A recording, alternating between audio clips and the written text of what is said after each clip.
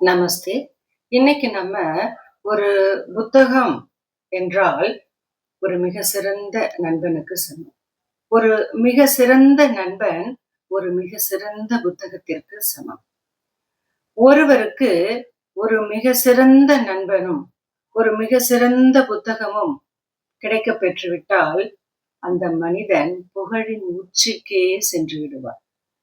இதற்கு உதாரணம் தான் நம் கவியரசர் கண்ணதாசன் அவர்கள். இவரோட வாழ்க்கையில ஒரு ஆரம்ப காலகட்டம் எப்படி இருந்ததுன்னு நம்ம எல்லாருக்குமே தெரியும். இவரு மிக ம பிரபலமான பிரசித்தி பெற்ற ஒரு நாத்திகவாதி அப்படின்னு சொல்லலாம். மேடையிட்டு ஒலிபெருக்கி பிடித்து கடவுள் மறுப்பு செய்யக்கூடிய ஒரு நபராக இருந்தார். அந்த ஒரு குறிப்பிட்ட இயக்கத்தில் உறுப்பினராகி. இவருக்கு பாருங்களேன், இவர் ஒரு நல்ல ஃப்ரெண்ட் ஒருத்தர் இருந்தார் இவருக்கு. நல்ல நண்பர். சோ எப்பவுமே இந்த கடவுள் மறுப்பு கொள்கைகளை பேசுறவங்க மனிதாபிமானத்துல மிக சிறந்தவர்களாக இருப்பார்கள். அஃப்கோர்ஸ் கடவுளுக்கு தேவையும் அதுதான். கடவுள் பேரை சொல்லிக்கிட்டு அடுத்தவங்கள துன்பப்படுத்துறவங்கள விட, கடவுள் இல்லை என்று கூறிக்கொண்டு கண்ணில் எதிரில் நடமாடிக் கொண்டிருக்கும் ஜீவராசிகளுக்கும் மனிதர்களுக்கும் உதவி செய்யக்கூடிய நபர்கள் எவ்வளவோ மேல். கடவுளும் அதுதான் விரும்புகிறார். சரி. ஆனாலும் ஒரு மிக சிறந்த புத்தகம் ஒரு நாத்திகவாதியை எப்படி ஆத்திகனாக மிக சிறந்த ஆத்திகன் எப்படி அது மாற்றுகிறது என்பதுதான் இந்த கண்ணதாசனுடைய ஒரு வாழ்க்கையின் ஒரு பகுதி. இவருக்கு ஒரு நண்பருங்க. அவர் பேர் குஞ்சித பாதம். மிக சிறந்த நண்பர்.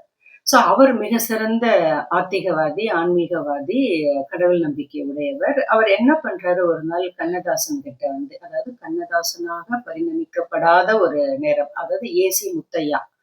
அப்படி இருக்கும் பொழுது குஞ்சித பாதம் அப்படிங்கிற நண்பர் இவருக்கு ஒரு புத்தகத்தை கொடுத்து, முத்தையா இத படி அப்படிங்கிறாரு. இவருக்கு அவர் ஒரு நல்ல நண்பர்.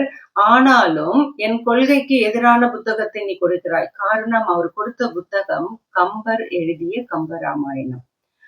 இத படிச்சு பாரு அப்படின்னு சொல்லும் பொழுது, என் கொள்கைக்கு எதிரான விஷயத்தெல்லாம் நீ கொடுக்குறியே, நான் எப்படி அதை போயிட்டு படிக்கிறது அப்படின்னு சொல்லல. மனிதாபிமானத்தை முன் நிறுத்தி ஏதோ நண்பர் கொடுக்குறாரு, சரி என்னதான் இருக்குன்னு படிச்சு பார்ப்போமே அப்படின்னு சொல்லிட்டு அந்த புத்தகத்தை வாங்கி படிக்கிறாரு.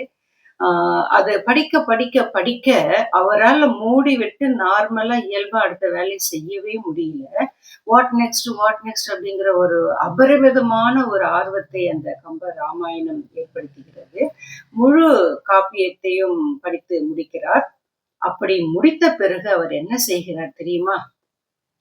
அந்த புத்தகத்தை முன்னாடி வைத்து சாஷ்டாங்கமாக அந்த புத்தகத்தின் அது ஒரு மனிதராக பாவித்து, ராமராக பாதித்து அவர் பாதத்தில் விழுந்து சரணாகதி அடைகிறார்.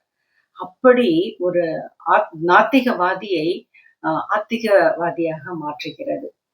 அதனாலேயே அவர் ராமரின் பால் ஈர்ப்பு கொண்டு பல ஆன்மீக புத்தகங்களை, நூல்களை படைக்கிறார்.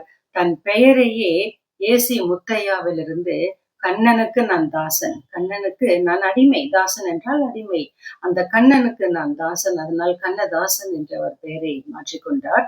ஏசி முத்தையாவாக இருந்த பொழுது ஒரு குறிப்பிட்ட எல்லைக்குள் தான் அவர் எல்லோருக்கும் தெரியும். ஆனால் கண்ணனுக்கு தாசனாக, கண்ணதாசனாக பரிணமித்த பொழுது அவரை தெரியாத நபர்கள் இன்றளவும் இல்ல, அல்லது இந்த கலியுகம் இருக்கிற வரைக்கும் யாரும் அவரை மறந்துவிட முடியாது. அது திரைப்பட உலகில் அவர் செய்த சாதனை ஒரு இரு வார்த்தைகளில் கூறிவிட முடியாது.